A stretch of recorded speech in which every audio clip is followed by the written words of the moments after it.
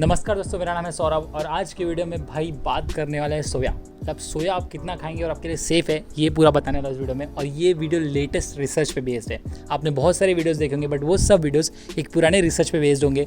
ये video latest एकदम मतलब तगड़ा नया नया माल रिसर्च निकल के आया और अपन पढ़ के आया और अपन उनको बताएगा भी। ज़्यादा हो गया। अब हम सबको पता है कि सोया एक लिमिट में खाना बेटर है, बट कितना मतलब लिमिट क्या होना उनका लिमिट, तो उसका लिमिट क्या होना चाहिए। तो उसका लिमिट ये है कि ये बहुत वेरिएबल करता है, आपको लिमिट बता ही नहीं सकता कोई ठीक से। बट मैंने ये रिसर्च में पढ़ा था कि ये दो लोगों पे टेस्ट किया गया था, एक 60 साल के आदमी पे और एक 19 साल के बच्चे पे, और दोनों में अलग अलग आइसोफ्लेविन्स की क्वांटिटी गई थी। अब आइसोफ्लेविन्स क्या है थोड़ी देर बाद में बताते हैं, पहले ये पता कर लेते हैं कि क्या हुआ था।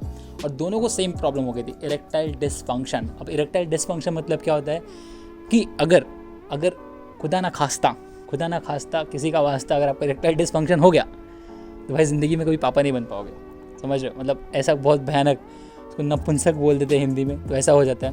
तो अगर आपका सोया इंटेक बहुत ज़्यादा हाई है, अब वो कितना हाई है वो थोड़ी देर में आपको बताता हूँ, बस इतना याद रखो कि अगर ज़्यादा हो गया तो प्रॉब्लम हो सकता है, अगर नहीं हुआ तो कोई प्रॉब्लम नहीं है। बिकॉज भाई मैं खुद आई एम अ पर्सन हूँ मोस्टली रिलाई ऑन सोया। तो I eat tofu, I eat soya chunks, I eat pulses and edamame कभी कभी।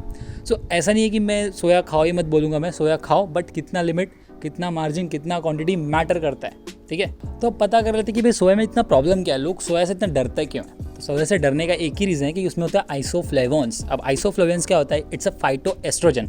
अब फाइटोएस्ट्रोजन क्या होता है, भाई आइसोफ्लेवोन्स हो गया, फाइटोएस्ट्रोजन होता क्या है। सो फाइटोएस्ट्रोजन इज लाइक समथिंग जिसमें एस्ट्रोजन एक्चुअली नहीं है बट उसकी केमिकल प्रॉपर्टी एस्ट्रोजन से मैच करती है, मतलब वो केमिकली एस्ट्रोजन सा बिहेव करता है। इसके से अगर वो ह्यूमन बॉडी में गया तो अपनी प्रॉपर्टीज़ का रिएक्ट करेगा, अपनी प्रॉपर्टीज़ को मतलब जैसा वो रूप है, रंग रूप है वो दिखाएगा और उसके वजह से एस्ट्रोजन का प्रोडक्शन बढ़ जाएगा।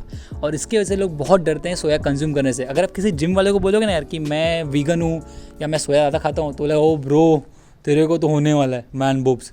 भाई ऐसा नहीं है, उसको बोलना भाई लिमिट बताता हूँ, आजा बैठ इधर आजा। अब तुम लोगों को आइसोफ्लेवोन्स पता है, आइसोफ्लेवोन्स का टेंशन खत्म। अब बात करते हैं मेन रिसर्च पेपर के ऊपर। तो रिसर्च पेपर में दो लोगों को लिया गया था, एक 60 साल के इंसान को और एक 19 साल के बच्चे को। मतलब वो भी इंसान ही था, वो भी बच्चे, मतलब जो भी, एक 60 साल का आदमी और एक 19 साल का बच्चा।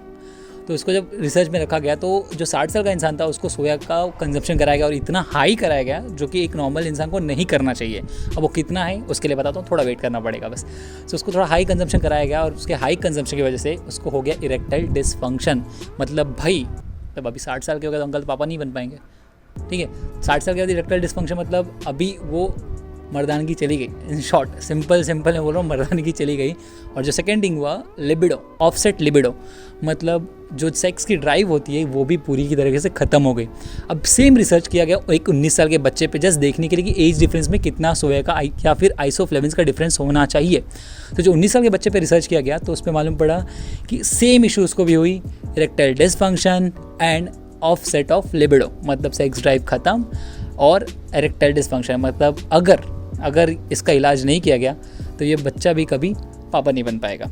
और मैन बूब्स, यस, ये दोनों केसेस में कॉमन थे। स्पेशली जो इंसान 60 साल का था उनमें ये बहुत ही कॉमन था कि उनकी जो चेस्ट मसल्स थे या फिर जो चेस्ट टिश्यू से वो एनलार्ज होकर ब्रेस्ट टिश्यू बनने लगे, मतलब मैन बूब्स होना स्टार्ट हो गए थे। तो ये है सोया का प्रॉब्लम। अब कितना सोया उस पर बात करते हैं। तो दोनों को करीबन इतना सोया दिया गया था कि उनकी बॉडी हजम नहीं कर पाएगी, मतलब पागलों जैसा सोया खिलाया जाता। भाई सुबह उठो सोया खाओ, दोपहर में सोया खाओ, रात को, मतलब सोया की ज़िंदगी, समझ रहे हो, इतना ज़्यादा सोया खाया गया था। अब आपको एक सिंपल एग्जाम्पल बताता हूँ। तो जो उनका आइसोफ्लेवोन्स का कंटेंट था, मतलब सोया के अंदर होता है आइसोफ्लेवोन्स, तो आइसोफ्लेवोन्स का जो कंटेंट था, तो जो दादाजी थे जो 60 साल के थे, तो उनका आइसोफ्लेवोन्स का कंटेंट था, मतलब उन्होंने इतना आइसोफ्लेवोन कंज्यूम किया था every day was around 160 milligram. मतलब समझो कितनी छोटी क्वांटिटी है, 160 मिलीग्राम। और जो बच्चा था उसने आइसोफ्लेवोन्स कंज्यूम किया था अराउंड 300 to 320 मिलीग्राम। मतलब जो बच्चे ने कंज्यूम किया था वो ज़्यादा था और जो दादाजी ने कंज्यूम किया था वो कम था। तो एज के साथ भी आपको सोया का कंजप्शन थोड़ा कम करना पड़ता है। बट अब बात करते हैं ये 120 और ये 360 भी बहुत ही ज़्यादा है। आप उतना खाओगे भी नहीं, मतलब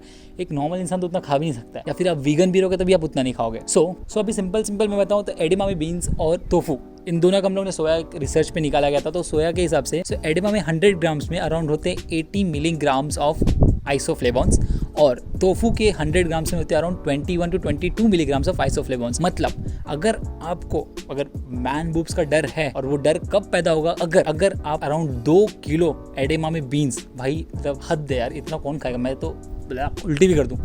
2 किलो एडेमामे बीन्स खाते हैं या फिर आप करीबन 4 किलो टोफू हर रोज़ खाते हैं, लगभग 8 महीने से 1 साल के लिए, तो आपको मैन बूब्स होने के चांसेस हैं। सोया से डरना नहीं है, बट उसका मॉडरेशन में कंजम्पशन बहुत ज़्यादा इंपॉर्टेंट है। कोई भी चीज़ मॉडरेशन ज़्यादा आपकी हेल्थ के लिए अच्छी नहीं है, जिस प्रकार सोया भी। तो सोया से डरना नहीं, क्योंकि भाई मैं खुद सोया खाता हूँ। I am telling you eat soya products. So that's it, इतना ही था वीडियो। ये नए रिसर्च पेपर हैं, आपके रिसर्च पेपर तो आपको मालूम पड़ गए होंगे अभी तक। अगर आपको और चेक करना है तो you can go in the description, you will get the research paper as well. So as always, this is Saurabh signing of.